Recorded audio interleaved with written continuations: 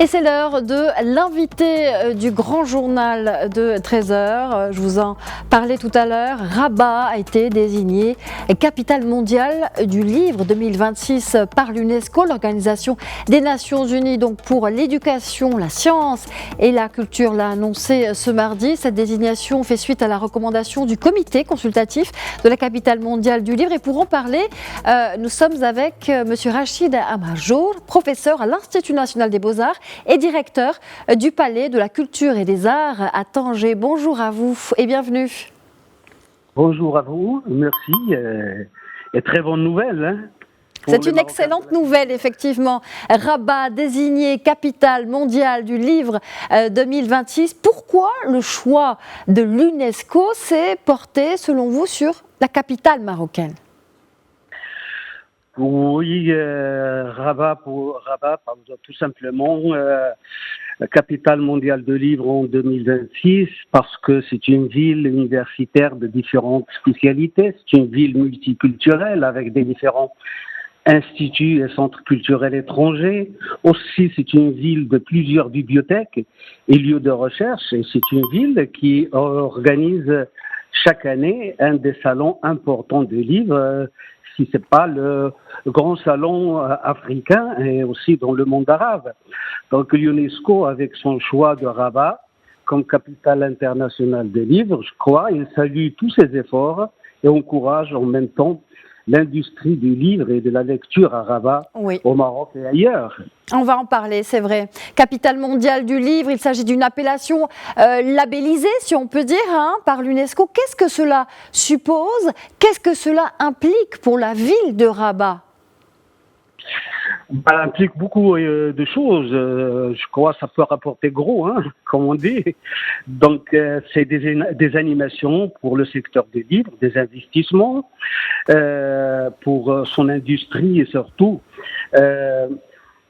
un lancement de livres, de sa consommation à travers sa lecture dans une ville qui connaît une activité de recherche très très importante, sachant que aussi à Rabat il y a un bon nombre d'éditions et de librairies. Donc c'est vrai, ça peut rapporter, comme on dit, gros. Et je crois avec cet hommage de l'UNESCO à Rabat comme capitale mondiale du livre, je crois qu'on va gagner beaucoup de choses. Alors on va gagner beaucoup de choses, certes, mais déjà beaucoup de choses existent, plusieurs festivals, vous en avez parlé à l'instant, plusieurs festivals littéraires existent déjà depuis plusieurs années au Maroc. Qu'est-ce qui caractérise Rabat selon vous par rapport à ses pairs internationaux ?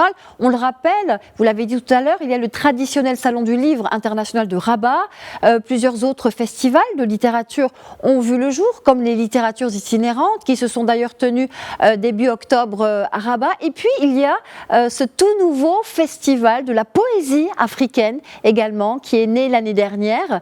Audrey Azoulay, directrice générale de l'UNESCO, parle de Rabat comme d'un important carrefour culturel où le livre contribue à la transmission des savoirs mais aussi des arts dans toute leur diversité. Qu'est-ce que vous pouvez nous dire sur cela ? Exactement, tout ce que vous avez dit avec un plus de l'encouragement des écrivains dans tous les secteurs, parce que c'est vrai maintenant, on peut dire que le secteur est presque figé. Il a besoin d'un lancement, il a besoin d'investissement, il a besoin d'aide et d'encouragement. Donc l'écrivain, qu'il soit de la littérature ou de la science, il a besoin d'un lancement, que ce soit à titre particulier privé ou à titre institutionnel. La recherche scientifique a besoin de l'aide, tout ça, mais un lancement comme celui-là peut vraiment faire bouger toutes ces activités qui rayonnent à Rabat et que de plus en plus on voit des nouvelles animations, des nouvelles rencontres, des nouvelles festivals. Donc, ceci dit, c'est vrai, il y a aussi le problème de la lecture chez les adultes comme chez les jeunes. je crois qu'on va aller aussi dans ce sens et que cet événement ou cette longue période de la fête de livres qui va durer va aussi inciter la jeunesse et les adultes, les Marocains en général, à lire parce que ça va changer un petit peu sur le prix de livres, sur l'activité de livres et que sûrement que la lecture à Rabat et au Maroc va connaître une nouvelle vie, un nouveau intérêt et même un marché qui est très très faible en ce moment. Oui, c'est encore faible, justement. Vous en parlez à l'instant. Quel impact également, plus précisément peut-être sur la ville, mais aussi sur l'industrie du livre national, j'irai un peu plus loin, peut-être aussi en ce qui concerne la traduction des ouvrages dans ce pays où l'on parle plusieurs langues également. Ben oui, on connaît. Oui, je me rappelle.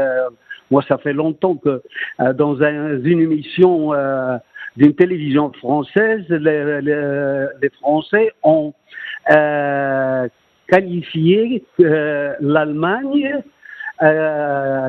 qui avance la France de plus d'un demi-siècle de travail de traduction. Si c'est le calcul par rapport entre l'Allemagne et la France, on peut nous imaginer, nous, par rapport à ces deux pays qui investissent énormément dans le monde de l'édition, dans le monde de la lecture, de son animation, dans la recherche scientifique, etc. On est très, très, très en retard.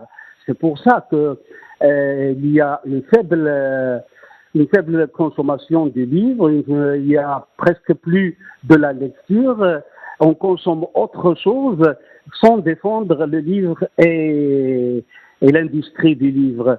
Donc pour vraiment faire le nécessaire, pour aider, pour collaborer, pour faire en sorte que le Marocain et les Marocaines retourne vers ce produit qui est vraiment un produit de plaisir, qui est un produit de recherche, il faut faire le nécessaire et il faut investir et encourager.